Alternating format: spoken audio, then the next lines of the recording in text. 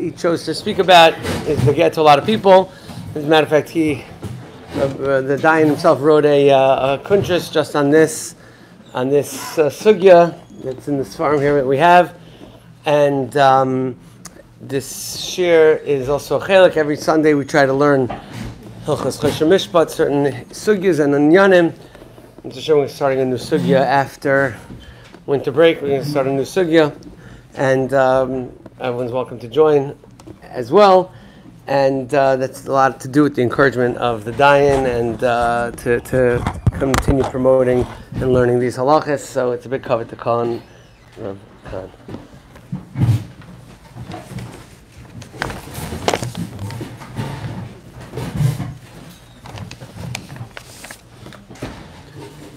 I'd like to thank Rabbi Blazer and the entire North Miami Beach Kollel for inviting me here.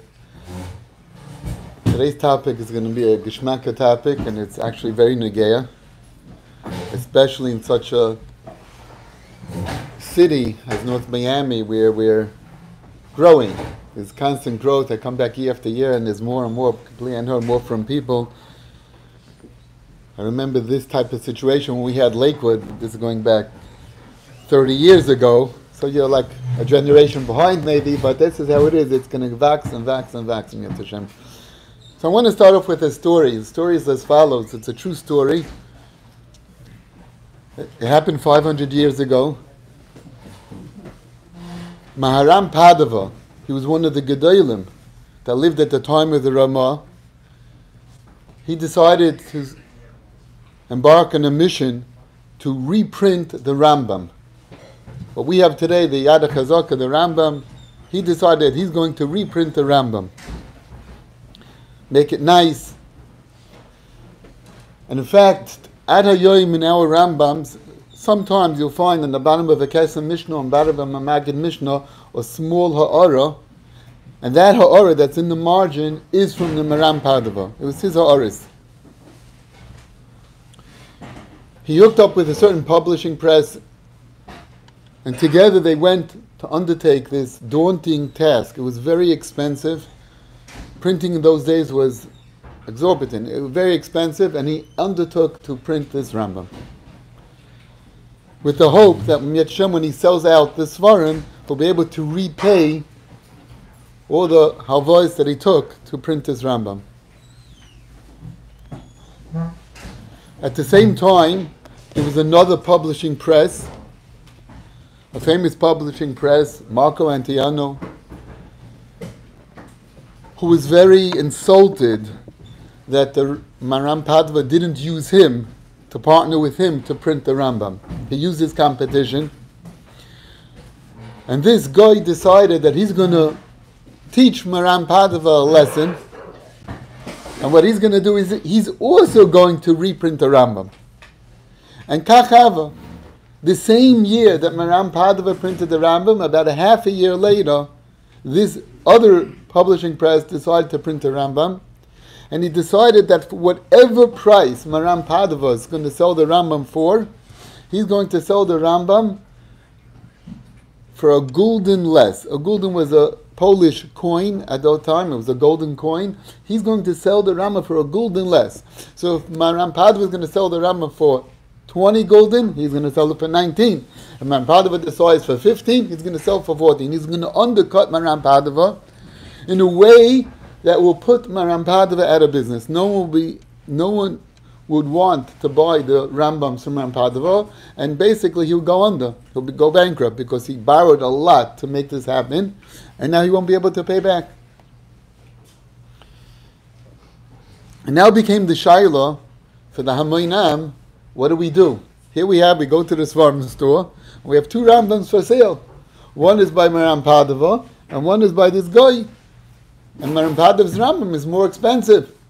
Do I spend that extra money? Do I spend the extra gulden to buy Maram Padava's Rambam? Or do I buy the Goyish Rambam? It's cheaper. And this Shaila was sent to the Ramah. We have it, you can look it up. It's in Chuvas Ramah Simin Yud. So over there, the Ramah has a fascinating tshuva,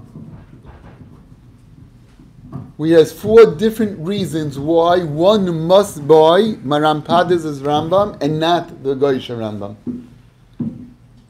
Thank you. Good? Hope so. Yeah. Oh, we hear you now. Okay. Till now I was talking to myself. No, you're talking to a chef. Okay. So, the Chuvas Ramah has 4 different reasons why one should patronize Maram Padva's Rambam and not the Goyish Rambam. And we're going to focus today on one of the 4 reasons. And he opens up the whole sugya. He says the following. There's a pasuk in the Torah, it's actually a Sifra he quotes, that darshans the pasuk, it says, V'chisim kuru mimkalam misecha, oikonu miyadam misecha, al toinu ish esachav. It's a pasuk in Bahar. So, the pshat in the pasuk is referring to Aina. When you sell or you buy, al toinu ish esachav, don't overcharge and don't underpay when you're dealing with another yid. But the Sifra darshans the pasuk differently. And the Sifra darshan pasuk as follows: V'chisim kuru mimkar. When you're holding by selling an item, la misecha, make sure to sell it to a yid. Oy kanoi, or if you're holding by buying an item, miyada misecha, make sure you buy it by a yid. So the Sifra is learning out from a pasuk that there's an obligation for every yid when he enters and he goes into commerce, if he wants to engage in any type of commerce, that is, buying and selling, he should buy by a yid or sell to a yid. If he's renting, he should rent from a yid or rent to a yid. Renting tables, renting metaltalin, renting cars, renting houses. Whatever he might be doing, he should engage in business with another yid. If he's hiring, and he has the choice of hiring a Yiddish employee or a Goyish employee, he should hire a Yiddish employee. Whatever he's doing, mekuch memkar, it should be limited to Yidden. If you have a choice between a Yid and a Goy, you should engage in business with a Yid.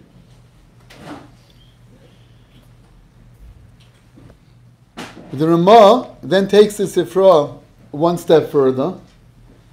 And Ramah says like this: why do I need a pasuk to teach us this? It's pashut.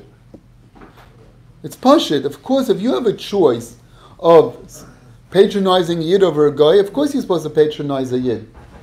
The Gemara even learns out, watch this Rabbi say, the Gemara learns out if you have a nevela that's treif and you can't eat it, and you have a choice to give it away, to gift it to a ger toishav, that's a guy who keeps mitzvahs, or to sell it to a guy, where you could make some money, but you have a choice of either gifting it to a ger toishav or selling it to a guy. The Gemara says it's a svara pshuta, that of course you have to gift it to a ger toishav.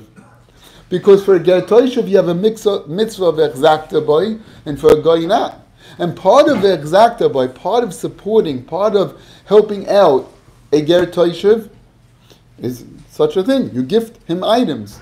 If you have a choice, you don't need it yourself, so you gift it to the ger toishav rather than selling it to a guy. So the Ramah says if it's said by a ger toishav, all the more so by a yid. If you have a choice of supporting a yid or supporting a guy, it's pashut that you support the yid. So why do I need a pasuk of v'chisim kar mimka la misecha machar? What do I need that pasuk for? To which the Ramah deduces from here that the drasha is going on not when the price is equal. The drasha is going on even if the guy is cheaper, still you're supposed to buy by a yid rather than buy by a guy. Even if you could get it cheaper by a guy. And same thing with Chisim Kramimka. If you're selling and you could make more money if you sell it to a guy, still you're supposed to sell it to a yid. And that, on the basis of this halacha, the Ramah paskin, that therefore one has to patronize the Maram Padava and buy his Rambam, even though it's more expensive, it's a golden more, because it's a mitzvah in the Torah of a chisimker mimkala misecha, oikana miyada misecha. And what the Ramah does to this drasha of the Sifra, to say it's talking about when the price is different, when the guy is cheaper, and still I have to buy by a Yid, it's actually a tashbatz. The tashbatz in Chele Gimel, Aleph, he does the exact same thing. He brings down the Sefra and he says, what's the pasuk talking about? It's Pashit. It's a Svara. What do I need a pasuk for? It must be talking about where there's a discrepancy in price and still I have to patronize the Yid over a guy. Once we're on this halacha, I want to share with you a fascinating Maram Shik, how he teaches a pasuk. Maram Shik is bothered by, if the Torah wanted to teach us this lesson, that you're supposed to engage in business with another Yid over a guy, why did the Torah choose to park this halacha right over here in the Parsha of Einah? The Torah could have put it anywhere, from Bereshis to V'zeis HaBracha. Punkt this pasuk that's referring to Einah, that's where the Torah plugs in this mitzvah to patronize a Yid. Zakta Maram Shek is because the Torah is teaching us this halach of the Ramah. You would think that since Al Toinu Ish Esachav, you're not allowed to overcharge a Yid, and a guy I am allowed to overcharge. So you would think that's a reason why you're allowed to sell to a guy because you can make more money from a guy. Still, the Torah is telling you no. Even though Al Toinu Ish Esachav, even though Al Toinu Ish Esachav, even though for a guy you are not limited to the Hilchas Hana. You don't have to stick to market price. You could underpay, you could overcharge. Still, Al Toinu Ishes, even though Al Toinu Ishes, still v'chisim k'mim kol ha'misecha machar oikono is miyana misecha. You have to buy and sell from a Yid. So, Rabbi, I'm sure a lot of you are starting to rethink, what am I doing? Like, a lot of our purchases and a lot of our commerce engages with Goyim. So I want to share with you now a half a dozen or more heterim, kulas on this, exceptions to this rule, and then you're going to be deciding for yourself, wherever you shop, by Amazon, Walmart, wherever you shop, do you have any of the heterim or not? If you have them, great. If you don't, then you're really supposed to be patronizing a Yid. And we'll go through one by one. The first kula is, the person can bring down that if it's a hefsid meruba. The Ramah was talking about where there's a discrepancy, a golden off, a small discrepancy. It's a hefsid mu'et. But it will be a large discrepancy, a hefsid meruba, if it's something like that, where it's a significant loss, then that gives me a license to shop by a Yid over a... that gives me a license to shop by a Goy over a Yid. It has to be a hefsid meruba. What is a hefsid meruba? That, unfortunately, is not so clear in the Paiskim. The Paiskim discuss, at the end of the day, it's based on the item, the value of the item, and the person's station in life, how much he could afford. For some people, a small discrepancy is meaningful. For other people, it's not. So depending how wealthy you are, how comfortable you are, and how much the item costs. For example, if I tell you, I'm going to sell you this, I have a choice to buy this for $40 or $50, it's $10 off, that's a lot, that's 20%. That might be considered a hefsid meruba, maybe, maybe not, I don't know.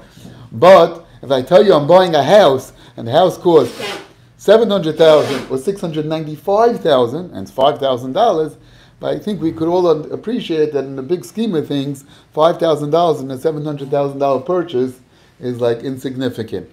So it's based on the item, what percentage of that item it costs, and also on how much you could afford. If you could afford it, then to reach a hefsid meruba, you need to have a higher threshold. If you can't afford it, then it's a lower threshold.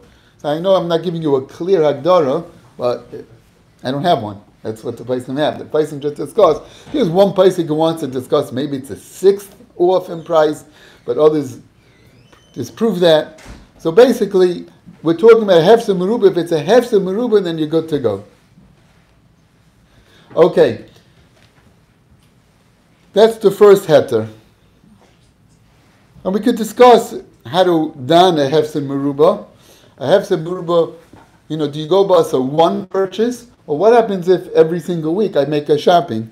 So do I count, well, this week's shopping is only $3 off. But I do this for the entire year. I do this 50 times a year, over a year, and it's $150 off. It adds up. Maybe that's a hefsed meruba. And that's also not so clear in the poskim. Let's talk about another kula. Another kula is that this only works if the yid is giving you fair market value. So for example, the yid is willing to sell to you for fair market value. That's what a grocery store sells it for. But you can go to ShopRite. You can go somewhere else. You can go online and get it cheaper. Or you can go to a geisha store and there's a sale going on and therefore it's cheaper. But what the yid is selling for is a real price. It's a valid price. So then I have to patronize the yid. But what happens if the yid is overcharging to begin with? He's not within the market price. He's overcharging. And if he's overcharging, then I don't have to reckon with him. I only have to reckon with the yid if he's giving me fair market value. If he gives me fair market value, so I patronize him over a guy. But if he's not giving me fair market value, then I don't have to patronize him. Less than A9 overcharging? Correct. It means even if, correct. As long as he's above market value, then I don't have to patronize him. How does one determine market value? Yeah, okay. So that's a whole different share, but we'll just give you a quick, is that basically you have to take 3 stores, 3 comparable stores, means 3 groceries, and then take the middle price. Lav dafka is the average, but the middle price. Means if one sells it for 10, one sells it for 11, one sells it for 13, so the fair market value is 11. It's a machlekes. Some hold other. Correct. It's 11. And Memela, according to Rambam, it's actually 11.5. I don't want to go, like I said, it's a whole sugya. But let's just say you take the middle, that's how the Rashbam goes, you take the middle price. So as long as he's within that, he's in the middle area, so then that's considered fair market value. The fact that you can get it cheaper somewhere doesn't make him overcharged. He's not overcharged. He's in fair market value. That still happens to be cheaper. But as long as he's fair market value, then I'm supposed to patronize him. If not, I don't have to patronize him. The case of the Maram Padva with the Rambam, he was giving fair market value. The fact that the guy was going cheaper doesn't make Maram Padva overpriced. He's giving the right price for the Rambam. That's what it costs. It's just his competition wanted to put Maram Padva out of business, so he decided that he's going to sell it for a gulden less. But that doesn't make Maram Padva above market value. That is the market value. And what you also see in the Ramah is a gulden is still considered a hefsed mu'it. Being off by 1 gold coin, that's a hefsed mu'it. It doesn't tell you how much the Ramahs were going for, but I did look up and see what the value of a gulden is based on weight and what are we today. It'll be approximately like $40 to $50 today. But again, it's hard to really compare apples to apples. I don't know what they were selling in those days apples for. I don't know what money commanded in those days. I could just tell you that gulden today would be worth about $40 to $50. And that's still considered a hefsed mu'it. But maybe the Ramans were $500, $1,000, and Mamela, that's considered a hefsed mu'it. I don't know. Okay, so that's the second heter. The heter is that the yid has to be fair market value. A third heter is, and that is if you're an ani, if you can't afford it, b'chlal, not because, like I said before, hefsed mu'it, but stam, a person who's an ani, who's potter from mitzvahs tzedakah, he only has to do the basic mitzvahs tzedakah, a shlishas hashekel l'chol shana. But if he's an ani and he can't afford to give ma'isa, he can't afford to give a normal amount of tzedakah. Let's say he's a chayvis, he owes money to people, so he's not mechuyev in tzedakah. B'chiyai gavna, he's not mechuyev in this mitzvah either, because this whole inyan is based on the concept of exakta boy. We're supposed to support another yid, which is a derivative of hilchas tzedakah. Means even if the store owner is fabulously wealthy, I still have to patronize him because it's still a form of tzedakah that I'm helping out another yid. Like a chesed, I could do chesed with someone who's wealthy too. But if the buyer is poor and he doesn't have the mitzvah of tzedakah, he's in debt, then he doesn't have to patronize the yid over the guy, because if he's potter from tzedakah, he'll be potter from this inyan as well. I want to share with you another heter, and that is if it's something unique that you cannot get by the Yid. It has to be something unique. And we could talk about different unique items, but let's just see where it's coming from. Watch this. The Balaturm on Chumash, I don't know if anyone read the Balaturm on Chumash, but it's a fascinating sefer. He did this without a computer, pre-computer age. He had a phenomenal memory of the entire Tanakh, and anytime there was a word in the Torah, he would be able to tell you where else we find that exact word in the entire Tanakh. That's one. And then he would say that he came up with a theory, and he plugs it in time and time again, thousands of places across the Torah, that if you find the word here and you find the word somewhere else, must be there's a connection in concepts. And the Torah is teaching you something by using that word. It employed that word b'dafka to teach you another knech, another halacha. And watch what the Baal Turim does. He says like this. It says in the pasuk, "V'kisim kurmim kalam yisecha, oikonoi miyara misecha." It's an unusual word. Konoi, kuf nun hey, konoi miyara misecha. He says you find it one other place in the entire Tanakh, the word konoi, and that is by David HaMelech, when he was looking to buy a parcel of land to build the Beis HaMikdash. He bought it from Aroina HaYevusi. He bought it from a goy, Aroina. It's a goyrin, it was a granary, it was a parcel of land, it was harabayis, and that's what he bought to build the Beis HaMikdash on. So Zokta Balaturim, notice, the word here kanoi, and the word there kanoi. What's the Torah teaching us? Is that there's obvious kasha. David HaMelech is looking to build the Beis HaMikdash, and he buys a piece of land from a goy. He buys it from a goy? Should buy it from a yid. Buy a land from a yid and build a Beis HaMikdash by the yid. Why is he buying it by a goy? Why is he buying it off of Reina Yevusi for? And of course we know that Harabayis is auspicious. It's mamish a makom masugel for the Beis HaMikdash. I got it. And the Medrashim talk about it, all the different maisim that happen in Harabayis. But a Kosh Baruch Hu could be masha his shechina anywhere, like he did in Shiloi, Noi, V'Givain, Gilgal. So why did he buy this piece of land from Aroina Yevusi? He should have bought it somewhere else. To which the Balaturim deduces from here that if it's something unique and something special, and you can't get that benefit anywhere else, it's true, like you get another piece of land, but not this land where there was an Akedis Yitzchak, not this land which had the Medrashim say other stories. So therefore, David HaMelech had a right to buy the land from Aroina Yevusi. It was something unique, something special that he couldn't get elsewhere, and therefore he's not limited to this halacha of Oikono Miyara Misecha. Would that apply by professional services as well? If you have a professional that you want to hire, and that he is unique, you need a special accountant, and he is unique, so then economically you would be allowed to hire him over the next person. However, if you could find such a competent accountant who's a yid, then you don't have that heta. Or if you don't really need him, and it's just like only like a side benefit, so then you're not going to have the heta. It has to be that you need it. It's special for you that you need him. Let's talk about a simple example. I could buy an item by a Geisha store and it comes with a warranty, and I could buy by a yid without a warranty. So how much is a warranty worth? This perk of having a warranty, how much is the warranty worth? How much would you pay for that warranty? If you'd only pay a few dollars for that warranty, if it would be offered to you by a yid, how much would you add to the purchase price to buy that warranty? If you're only willing to add a small amount of money, so then that's like a hefsin mu'it. You won't have the heta.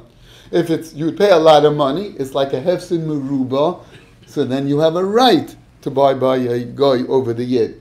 If it's something so unique, that warranty, that you need it, you can't sleep at night without it, your level of bitachon right now is that you don't rely on Hashem that your item's not going to break, and you need to have that guarantee, that's warranty. So if that's the case, if you need that, and so it's something unique for you, you need it, so then if the yid doesn't provide it, I got it, so then you would have that heta. But that's subjective. Every person has to decide for himself, or maybe discuss it with his Rav. But it's totally on every single person where he's holding a knife. So is it a chrayas to go back to the Yid and say, listen, other place is giving me a warranty, you give me the same warranty, I'll buy it from you. So I don't know if you have that achrayis to do, but of course if you do it and you could offer it, usual warranties is not so negaya. But let's talk about a different thing, a 30-day money-back guarantee, right? So it's something like that. In a climate, go back to the Yid and say, if you give me a 30-day money-back guarantee. But it's a warranty that if anything happens to this device, a phone, for a year, no matter what it is, I'll replace it, and the Yid doesn't offer it.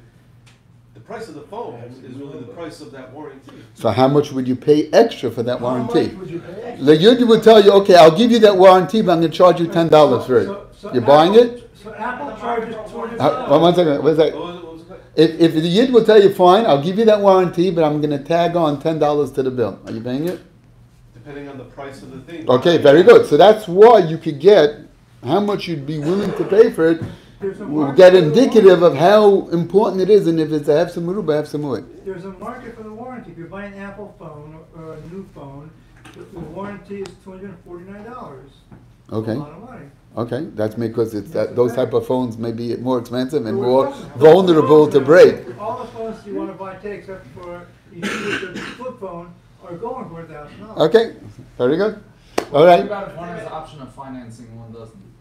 The guy has the option of financing? So it goes back to the same thing. We might have another hit on that soon, but it's the same idea. How much is that mila worth to you, and is that a hefsa meruba? But if you need it because you can't afford it without the financing, so then it's something unique that you could go here and not go elsewhere. If I'm in the market to buy a warranty and he's not selling it, so what does it make a difference if I need it? I mean, if I want to buy an apple and the Jew is selling bananas, so how much do I pay to get the banana to switch to an apple? It's irrelevant. I'm not looking for bananas. I'm trying to buy an apple. Well, depending how important it is to you, no, because if you, it's the same item. It just has another perk, another benefit to it, right?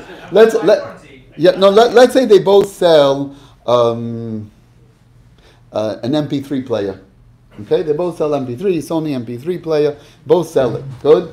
Just the model that the Yid has doesn't chazatoisis for you, and the model that the guy has does. You know what I mean? Like depending how much each one could have. Like this has only 264 memory, and this one has 528 memory. So the question is how important that is to you. If it's important, if you need it, and economy, then you can't get it elsewhere. And that makes it miyuchid and economic. If it's important to you, again, for the next person it might not be important. For him, just because it's okay, it says a little mila. How much I pay for that mila? Not too much because I don't really need it. But if you need it, if I want to buy the product if I want to buy the Patronizing product, I can't by buying from the guy. so if you want that feature, then in economy that's miyuchid. What do you mean? So you want it because it's something that you will enjoy and it's important to you, and then that gives you the right to buy it there. I'll give you another case. I'm going to give you two more cases. Hopefully we'll get a better understanding. The story was like this. It happened 100 years ago. They were building a beautiful shul, and they had a choice of hiring, I know that the Koil is now building a building, but they had a choice of hiring a Yiddish contractor or a Goyish contractor. And if they hire a Yiddish contractor who'll make a beautiful shul, but, he doesn't have the glamorous shul that a guy can make with the arches and all the moldings and everything like that, you hire an Italian contractor who'll be able to make like a spitz shul. Spitz. So the shaila was, it went to the Gedalim at the time, should they use the Yid or should they use the guy? The guy is going to make a nicer shul. It's going to be more kvod shemayim. It's going to make a nicer shul. So do they use a Yiddish shul or do they use a Goyish shul? Do they make a Yid who builds the shul or do they have a Goy who builds the shul? That was the shaila. And this shaila went to the Stei Chemed. And the Stei Chemed, he held that you should use the Yiddish contractor, even though it's not going to be as nice. And his lashon is, because if it's not going to be so nice down here, still Yimuda, Eitzel Noisin HaTorah it'll be nice if the Rebbein Shalom, because he gave a mitzvah in the Torah of exacta boy, that you should use a Yiddish work over a guy, it's going to be a nicer shul to using the Yiddish contractor. That's what this thing. Sorry? Yeah. We're going to. So this is what the Stei Chemed held. However, other Gedolim on the time disagreed with the Stei Chemed and allowed to build with a Goyisha contractor. So I believe that the other Paiskim would be correct, and the reason is because if you need that beautiful shul, if you will enjoy it, you want it, and the Yid can't provide such a shul, so then you have a right to use a Goyish contractor to build such a shul, because it's going to be a nicer shul. If you don't need it, it's just like something extra. Okay, so then we get done. Does it have some wood? Have some meruba? How important it is? How much you need to pay for it? But if it's something that you need, you want to have that nicer shul, you need it to attract people for coming. So then it's a nicer product that you can't get by Yid, so that will give you a heta. It's like a unique. Correct. It's a unique item that you can't get. Just like David HaMelech bought the parcel of land from Araina Yevusi because it was something unique, so too, having such a shul might be unique. So it might work. Are these types of uniqueness, how do we classify them? Like one is more gashmis and one is more ruknius? Like, is that a way you can do it? No, even the Stei Chemed was saying because the Rebbeinu Shalom wants you to use a Yid, so that makes it more special. But if, he would also agree that if you don't have the kiev to use a Yid, then maybe you're allowed to use the guy. But the Stei Chemed, the product he wanted was something that was nice and beautiful like Baruch Baruch, and he's saying that this would be nicer and more beautiful. So Yeah, but why is it more beautiful? Because he said Asher Hizirano there, because the Torah is mitzvahs to use a Yid. But if the Torah wasn't mitzvahs to use a Yid, because I want that more beautiful shul, so then on the contrary, so then I have a right to use the guy, and I'm making Zekelev and Vei, I'm making a nicer shul. It depends. First, you have to know what step one is. Step one is what is the Torah mechayiv me to use the Yid or not? If it is, then it's going to be nicer to the Rebbeinu Shalom if I use the Yid, even though you think it's not nicer. But if I have a right to use the guy, so then the guy shul is going to be nicer. It's Stei Chemed held that he's supposed to use the Yid anyway, and could be because he held that the extra mile of having a more beautiful shul is not important. Whereas the other poskim held that it is important, and the male, if it is important, then you should, it probably depended on the culture, the different places that they went, how important it is to have that nicer shul, right? I mean, we are used to having not so beautiful, ornate shuls. We have, nice shuls, and it works, and Baruch Hashem, how much Torah came out of this base medrash, even though probably, I'm not Kulila, it's a beautiful base medrash, but I've seen more nice about the medrash, right? So it's like, that's how it is. You don't need it, but for some people, they need it. That's the bottom line. I know when we built our shul, my shul, it's a gorgeous shul. So I remember someone, a Gvir, who came to the shul once to hear a drasha. I mean, it's not part of our neighborhood. He came to hear it, and he came over to me after, and he said, how do you daven in the shul? I said, what's wrong? He said, so beautiful, so distracting. So, you have to weigh that too. A beautiful might not be perfect. It might be so late the person's looking all around rather than concentrating on the tefillah. Fine. Everyone has to... Okay. They say, Kaili Ambai. Ambai doesn't mean nicer and physical, like you said. What Ambai? Yeah, l'chayre it does. The Gemara says you have to have a lavlan, a nicer pen, a nicer... Yeah, l'chayre, it goes in the physical realm. Of course. I'll give you another story. This is a true story. It happened in the end of the 1800s. There's a whole sefer called Pre-Eitz Hadar, which is a collection of shuvas that were written by the Gedolei Olam of the time, like the top 20 Gedolim of the time, weighed in on the Shaila. And the Shaila was like this. At that time, you could buy an esrog from the Yishuv, from the Eretz Yisrael, but it wasn't so nice. Or you could buy an esrog from Morocco, which was a nicer esrog. Morocco is Arab fields, whereas Eretz Yisrael were Yiddish fields.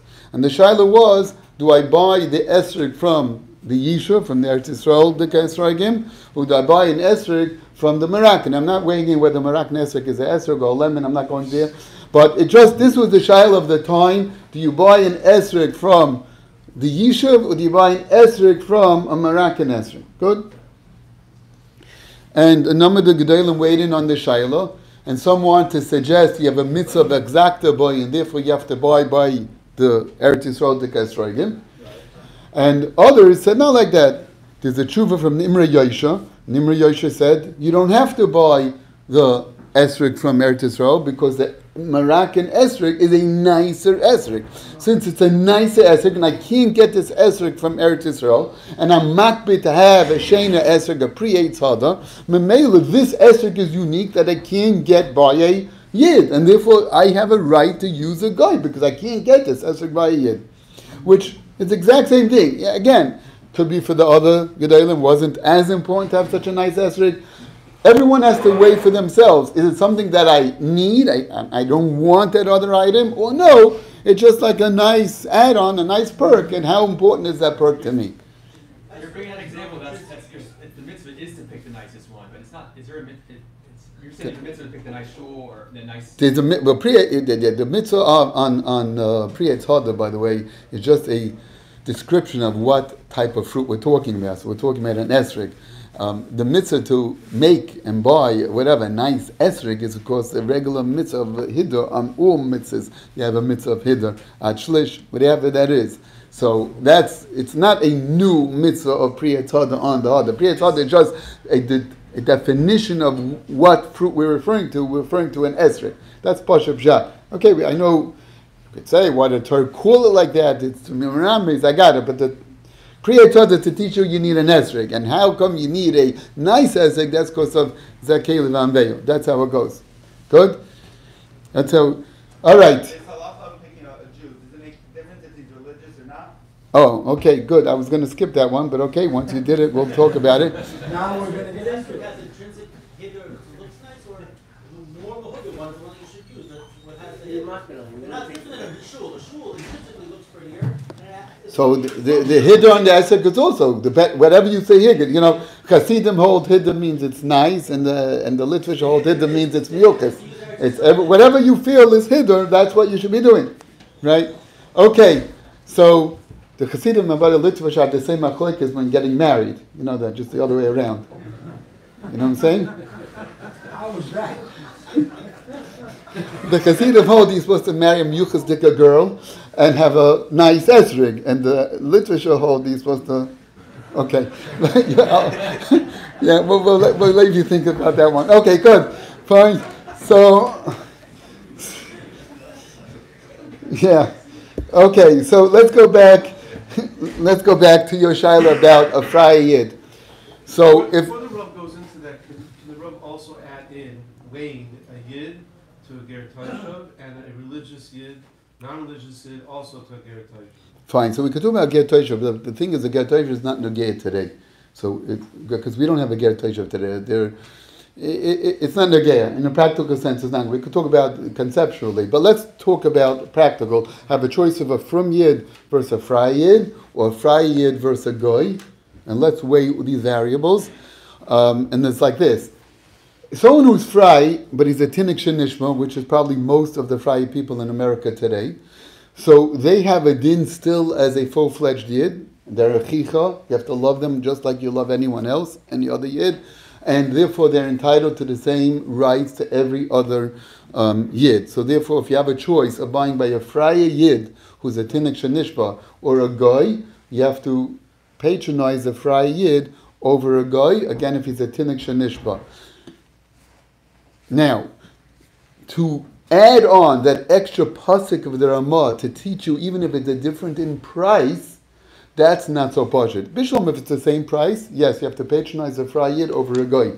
If it's a different price, and it's going to cost you more to buy by the Friar Yid, or it's going to cost you more to hire a Friar Yid to work for you over a Goy, so then that's not so pashut. And I'll explain why. It's totally on how do you teach the pasuk. See, we know that someone who's a Tinnik Shenishba is considered a Chicha. But whether it's considered a Misecha is a stronger terminology, because Chazal Darshan above a Metzia, a Misecha am she'itcha b'teira u'v'mitzvahs. So someone who's Fry, he's a Chicha, he's a Yid, but if he's not a practicing Yid, so then he might not be considered am she'itcha b'teira u'v'mitzvahs. And Memela, I might not have that extra chiyuv of paying more, because if simker mimka la misecha mechare kana miyara misecha, that miyara misecha I might not have by Friar Yid. Yeshevet Halevi Namzon, that you have Amisechi even if he's fry. Okay, that's talking about I know, but the same Lomdis. So then you would have to pay more. Others say not like that. So it's not pashit that by a fry yid you have the chiyuv to patronize him even if it costs you. If all's equal, yes. But if it costs you more, that could be a machloikas. Now, between a frum yid and a fry yid, then of course you should patronize the frum yid over the fry yid, because the frum yid you for sure have amisecha. And the fry yid, it's debatable. So if that would be the case, then you should patronize the frum yid over the fry yid. One more, let me just, what? Let me just, one second. Category that's not a fry yid, because it's not a tina shalishva, but I've gone out to Derek, and it's not Shemesh Shabbos. Oh, so we'll get to one second, we'll get to where I'm headed. But what happens if you have somebody who's a mummar? That means he went off to Derek and he had a Jewish education. He had elementary school Jewish education, and then he went off to Derek. So then he has the din of a mummar. And if it's a din of a mummar, so then actually interessant, if he's a mummar, not only don't you patronize him over the goy, but actually you patronize the goy over the mummar. So Memela, in that case, if you know that he went off, so then you would patronize the guy over here. Not if it's a difference in price, because we don't have any extra puzzle for that. But if all's equal, then actually you have to give precedence to the guy over the mummar. But I want to share with you a fascinating piece of history, and that is that going back about 100 years ago, you were young then. Yeah, okay, good. Okay, I'm a different Gilgul, maybe I was, but in going back 100 years ago, so in the Eretz Yisrael, there was I think it was called Histadrut. I forgot the name. I don't know, but some will call it Friar Party in Eretz Yisrael, and they had farms, and they were selling produce, and the question was, do we patronize their produce or not? Do we buy from them or not? And there were boycotts going on. There was a big tumult in the Jewish world at the time. And Rabbi Chanan wrote a public letter, printed. He wrote a public letter claiming that this whole thing is nonsense and we shouldn't patronize them because they're all mumarim. They all came from the families in Europe, and they all went to Eretz Yisrael and Tziyonim, and they're all mumarim, and we should not be patronizing them. And the Chazon Ish, and Rabbi Chanan's brother-in-law, Rabbi Chaim Oizer Grodzinski, argued vehemently with Rabbi Chanan and held that you have to patronize them. Wow. And why? Rabbi Chanan is right. If they're mumarim, you don't. And the Chazon Ish came up with this svara. Watch a Chazon Ish's svara. It's amazing. You have to be a Chazon Ish for this. Chazon Ish said, it's called, by the way, this made such a turmoil in at the time. And it was going back and forth, the different Gedolim taking sides. But the Chazon Ish said the following svara. He said, it is true that they are mumarim. But, there's always a but they have families. Are their children mumarim? No. Their children are growing up in a household devoid of Torah and mitzvahs. The children are A, ketanim, and B, tinoikish nishbu. If we don't support this yishuv, if we don't support them, they could starve to death. They could go under. What gives you the right to deprive their children from parnasa? You could deprive them from parnasa, but how could you deprive their children from parnasa? Their children are yidden. Their children aren't mumarim. And for this svar, the Chazon Ish argued. Rabbi Chanan came out publicly to argue Rabbi Chanan, and he said, no, you should support the yishuv in their produce.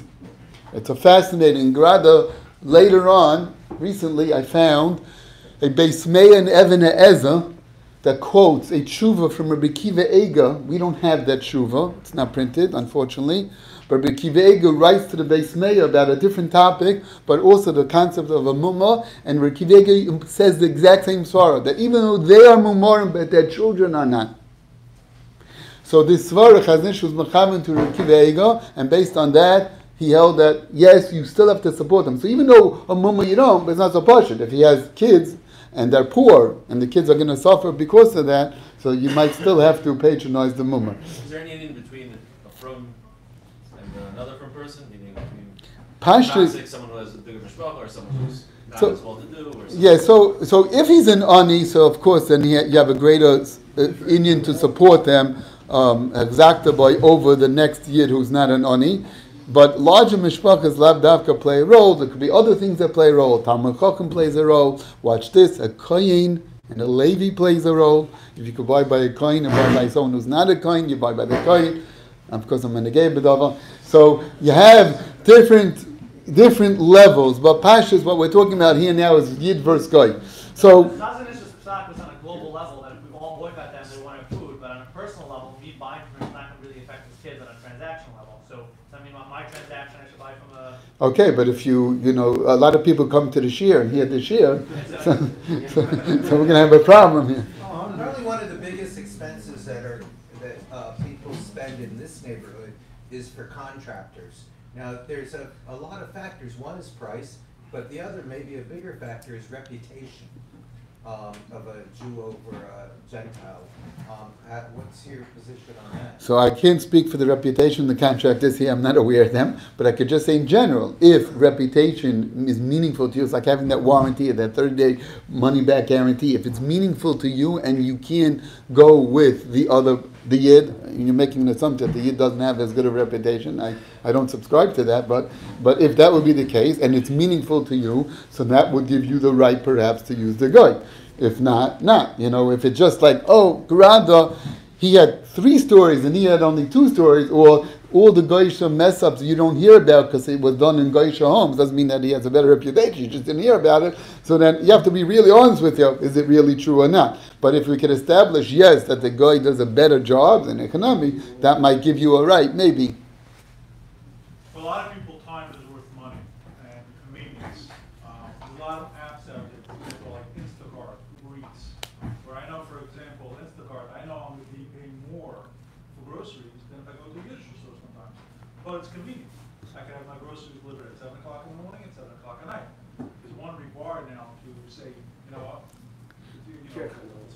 Okay, so like Rabbi Blazer just said, you're talking about tircha. So this Shaila went to the Maram Shik. He didn't have Instacart in those days, but he had tircha. And the Shaila was, am I matriach myself more to go to the Yid or not? And that was the Shaila. The Shaila is the Maram Shik, that Shaila. And Maram Shik blasts the Shaila for that Shaila. And he says, since when do we reckon with tircha when it comes to mitzvahs? Do we worry about the tircha when it comes to daled minim, when it comes to shofar, when it comes to anything else? So here's a mitzvah, we're worried about tircha. That's how the Maram Shik says it. Very strong. But I would agree with you to some degree, and that is that let's try to quantify this. How much would I pay for this service? How much is it worth it to me? So if it's worth it to me a little bit, so then it's only hefsed mu'etz, I have to do that tircha. If it's worth it to me a lot, because I get paid $1,000 an hour, and I can't be busy with this petty stuff. So if that's the case, then it's a hefsed meruba. Perhaps, I know we get done. If I'm $1,000 an hour, maybe it's not a hefsed meruba. But if it's a hefsed meruba, so then if that would be the case, then I have a right to go by the guy. And I'm going to say even more. I'm going to say another variable. I don't have a right to this, but libi oimali, that if it's something that it's not the norm to be matriach for that item. And I really have to preface with a different kula, and we'll get there. 1 second. Let me go to another kula. Another kula is like this. What happens if it's 1 o'clock in the morning and your child needs medicine? I don't know what. You need diapers. Every single Yiddish store is closed at 1 o'clock in the morning.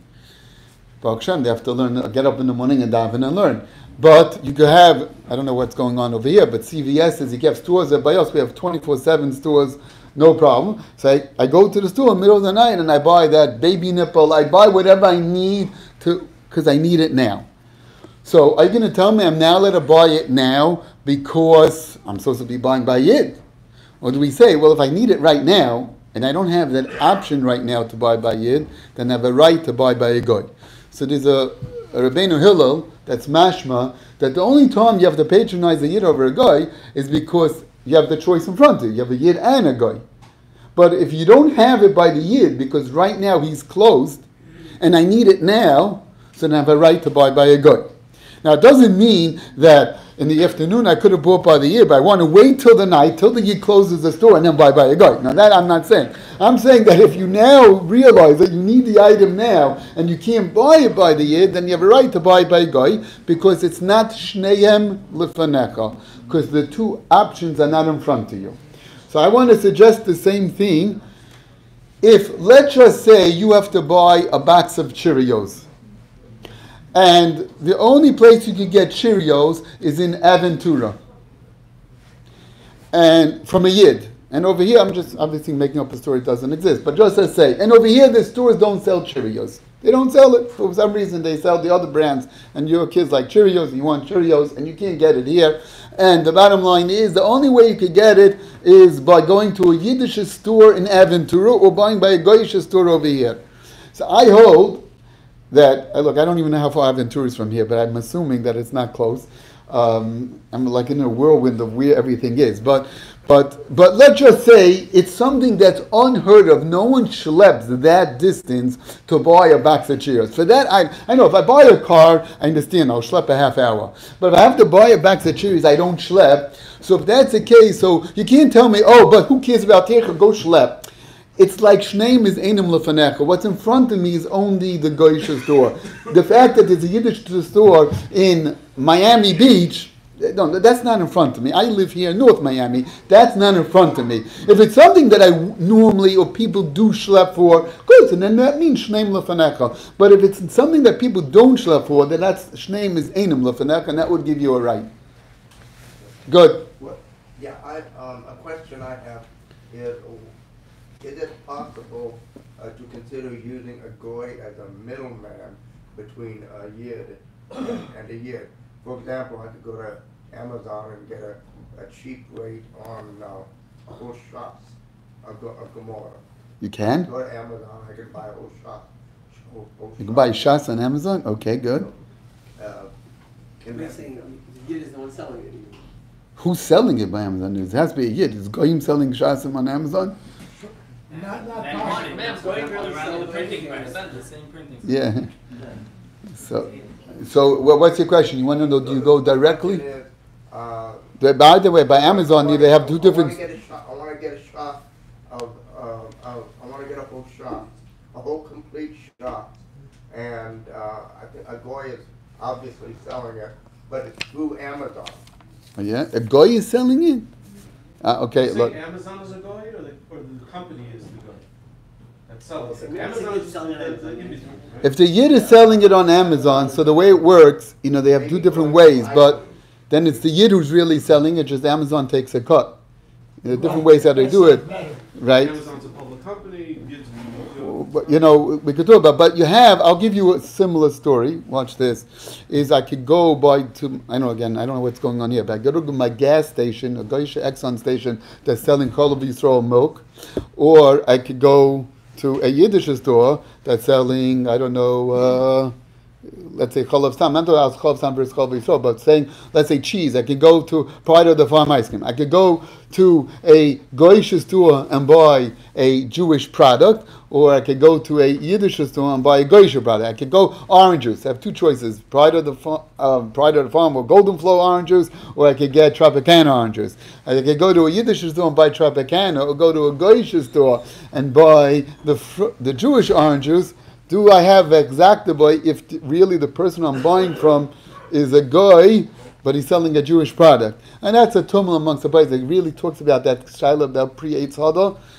There they talk about, because a lot of the middlemen were goyim or yidden, and they discussed, do I go bust to the end product where it was, manufactured and grown, or do I go bust to the middlemen? I don't want to go down there because it's not clear. Okay, rabbis, Just going back, your Shiloh about the Fanecha, right? So let's say your case, you wake up at whatever it is, 1 o'clock or whatever, the Jewish store is closed and the Goyish store is open, right? So I go, it's now 10 o'clock at night, and I go to Publix or whatever to buy my diapers. But now I'm here in Publix and I also need 5 other things. So can I buy my Cheerios, or am I... Okay, I didn't say that, but I wrote it in the Sefer, Laniz Daiti. I want to suggest that once you're there, Beheta, then you would have a right to shop the other stuff as well. You don't have a right to this, But liba oimeli, that when you're at home, you have two choices in front of you. When you're in the store, you only have really one choice in front of you, the store that you're in. So if you already have a heta to be in that store, once you're there, then most likely... So now, what about Amazon? Sorry? What about Amazon? With So now, Amazon is always in my house. Yeah. But that's Lefanacha. Why is that different? I don't know. I'm not sure if it should be always in your house, but okay. I'm not speaking to that piece. But yeah, no, that I'm not so comfortable with. I'm only comfortable with because you already expended that terchi. You're in the store already, so now you're there. The fact that you're, I don't know, and the Jewish stores they're not on, by us, the Jewish stores are also on the phone. And you could order, my wife does all the shopping on the phone.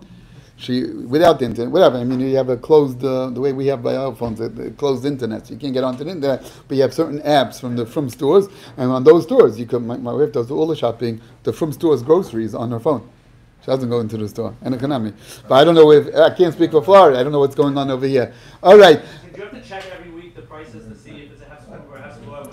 No, you don't have to make yourself crazy, but it's not going to be so fluctuating between Muda and Meruba because we're not so clear what Muda and Meruba means altogether. So a little fluctuation is not going to do it. I doubt it. So when my wife hears the share and says, so do I have to pay more to buy my produce at the kosher store? So you tell me how much more? It depends every week. It's different. Every week it changes the price?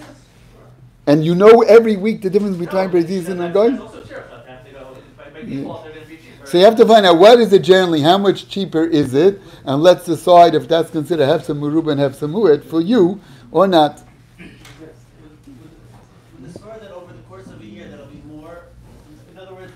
So I don't have a right to that. I declared that child in the sefer. If you count the entire year's worth, you only count to one. Actually, recently, after it was printed, I found out Rich Steinman on Chumash who claims the same shaila.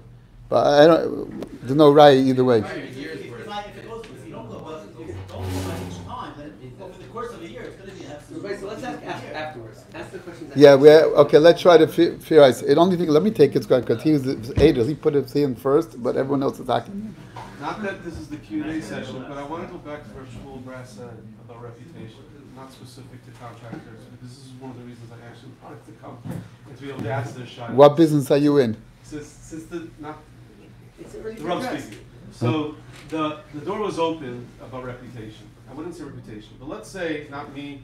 Let's say I'm a dentist, just because Dr. is sitting in front of me. So you're a dentist. You're buying supplies from a yid, and he does something wrong. Makes you lose money. Doesn't follow up. It's a problem. So then you switch to a guy, and then you do supplies from another yid. Same thing happens, unfortunately. I don't know. Maybe the Rub never experienced this. Some people have. And you get a feeling that, it's more of a tircha, not even a tircha, it's a pain, it's a loss, to continue giving Yidden chances.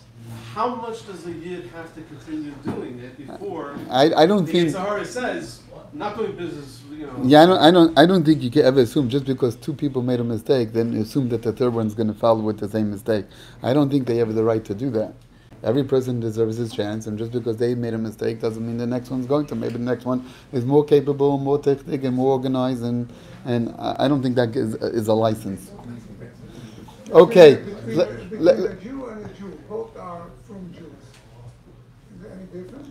Both are from, so we discussed. It's only if maybe one's more of an ani, or if one's a Talmud Chacham, or one's a Kayin. We discussed, I live in an area, let's say there's 3 stores, 3 Jewish stores. Great. 2 stores are giving a price of $5 an item, certain item. The other one gives it for $3. Am I allowed to say in the shul to my friends, that store is much cheaper than these 2 stores? Whether you ought to say that could be a different sugi of Lashon Hara. That might be something else. Chavis Chaim actually talks about that. Chavis Chaim holds you're not allowed to tell somebody else. It's a chiddush of Chavis Chaim. Chavis Chaim says you're not allowed to tell someone else unless the person is being over and That's Chavis Chaim. I don't understand the Chavis Chaim, but that's what he says. That you're not allowed to tell it to a friend unless that person is overcharging over the market price. And it's not working anymore. You don't hear me? No. Where's your Achimia? I guess he's sending me a message. I better stop. Okay, so the shir. So let me just end off the shir. Let me just end off with Dvar Machshava, and that is like this. We learned in Koheles, we just learned in over Sukkot. Isha shayitin lo elokim, oishe v'nuchasim v'chavod, ve'inenu chasa lenafshoy mikol asher yesava. HaKadosh Baruch who gave to a person wealth, assets, covet, he's not lacking anything he could possibly desire. Inenu chasa lenafshoy mikol asher yesava. So that's the ratio of the pasuk, and then the pasuk continues. V'lo yashlitenu elokim lechem imenu, but HaKadosh Baruch Hu didn't allow him to have shlita over the gifts that he was given. He wasn't allowed to eat and derive benefit from all of what he was given. Ki ish nochri yechlenu, because a foreigner will eat from it. It's a hevel, it's a folly, v'chali ro, and it's a sickness. So the obvious kasha is that the Reish and the Sefer, the pasuk don't shtim.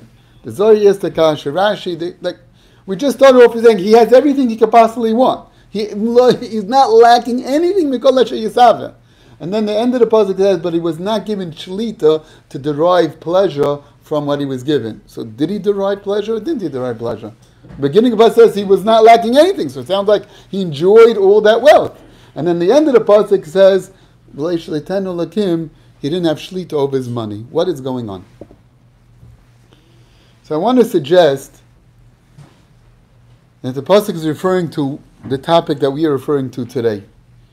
The Gemara Baba Basra says that if someone wants to have shlita over something, shlita over his money, you only have shlita on something that you give to tzedakah. Something that you gift to tzedakah, that's the only thing you have shlita on. Because all of the other assets that you derive pleasure in this world, those assets are transient. You got it, you derive pleasure and it's gone. So you don't control it anymore. But the asset that you give away is yours for life. That asset that you give away to tzedakah is yours forever, lo me'ad.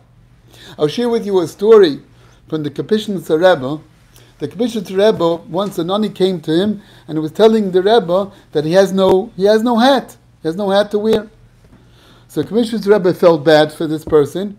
He went into his room, he took out his Shabbos hat, and he gave his Shabbos hat to this oni. And he left. The oni was very ecstatic, good, Baruch Hashem, he has a beautiful hat.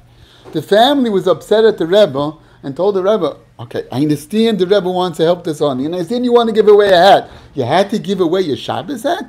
Give away your weekday hat. Give him the weekday hat. Why do you have to give the Shabbos hat for? So Commissioner Rebbe said the following. He said, why would you rather me give away my weekday hat? Because you want me to benefit from my Shabbos hat. So Commissioner Rebbe said, that's the exact reason why I gave away my Shabbos hat. He said, because L'asad Lavai, what's the clothing that I'm going to wear? I'm going to be wearing the clothing I gave away. And I want to wear L'asad Lavai, I want to look nice in front of Rebbeinu Shalom. I want to wear the Shabbos hat. So if I dafke gave away my Shabbos hat, so I should be able to use my Shabbos hat, lo me'ad. The money that you give away to tzedakah, that's what you have shlit on. That's the Gemara Baba Basra. So the pasuk is saying that this person was given all the oishin, nachas, and the covet that he could possibly want, and he's not lacking any of his desires, but he didn't have any shlita on his money. You know why he didn't have shlita? Because his whole life he's wheeling and dealing with goyim. Ki ish nochri yoichelenu. Because who are you benefiting in your business? Who are you hiring? You're hiring goyim, and which service provider, and which plumber, and which handyman, and which contractor, which doctor, and which dentist, and who are you dealing? Which cleaners? Everything you were dealing with goyim. So your entire life you were dealing with goyim. So you never had any shlita over your possessions. But if a yid deals with other yidden, then he has shlita over his possessions. But if you squander those opportunities, we have thousands of opportunities over our lifetime to deal with a yid versus a goy. And every time we squander an opportunity, we're lacking the shlita. It's ish nachri yechalenu. And that Shlomo HaMelech HaChacham Mikol Adam says it's a hevel. It's foolishness. You had those opportunities and you wasted them. It's a choli ro. It's a sickness. You're hooked up on, saving that extra dollar. It's a sickness. You could have made it. You could have helped out another yid. And that has a ripple effect in the community. He can now pay his tuitions. So now the school won't come to you for another donation. So you actually can make out more money at the end. Right? You could gain, if everyone could support and make it, so then it will ease up the burden of the whole community. And that is a hev of a choli roh. You're looking at your Dalit Amis and you're not looking past your Dalit Amis. You don't realize what you could gain. Even for yourself, you could gain oilam habel and netzach netzakim. You can have a shlita on your money if you deal with Yidden. And I want to end off with this. It's not just a shlita and loss of lavoi, but actually helps you in this world too. The pasuk says, the exacta boy, in that pasuk of exacta boy, there's a fascinating sifsei koin on the ala Torah. He lived like 500 years ago, and he says like this: the pasuk says, the exacta boy, support another yid, ger v'toishav imach, a ger or a toishav with you, v'chai imach, and live together with him, v'chai imach, and he'll live with you. So the Sifsei Kohen wants to know, why do we need an extra word imach for? What would be wrong if the pasuk stopped before that imach? We raised that imach in the pasuk. V'zakta boy, ger v'toishav imach v'chai. What do you mean v'chai imach for? What do you need to be a v'chai imach? What's the point? Zokta Sifsei Kohen is because the Medrash says by Rus, Yoisem imash abalabais oisem ha'ani, ha'ani oisem abalabais. The ani benefits the balabais more than the balabais who gives tzedakah benefits the ani. Because the ani is only getting that dollar for food and got lunch. But the balabais now has a shlit on his money forever. He has that gewaldika that he gave tzedakah. So the ani was doing more with the balabais than balabais was doing with the ani. And Dr. Sifsei Kohen is that we all know that wealth is a galgal achoiza. It's a wheel of fortune. Some people are on top, and chulila v'chas, they could lose their money later on. I'm sure we all know many of those type of people, lo leinu. And if it's not for them, it's their children. And it's not their children, it's their grandchildren. It's a galgal achoiza.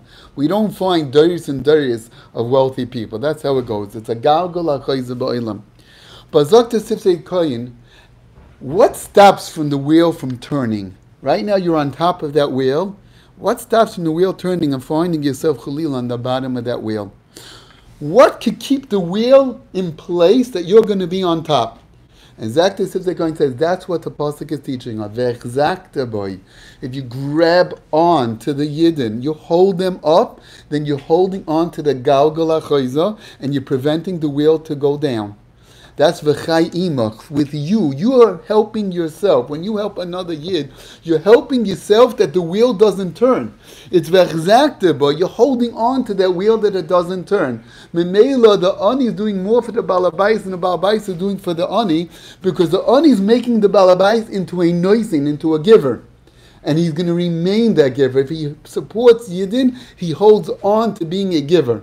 And he holds on to that wealth. So Rabbi said, by supporting other Yiddish stores, franchises, service, whatever it is, you support other people, other Yidden, it's a v'echzakta boy. With that, you should be gebench. You should hold on to that wheel. You should always be min anoisim and never min anoitlim. Shkoyik for listening, Rabbi said. Yeah. You turned the mic on me. Just ran out of battery. So I recently was talking to Brother 2 days ago about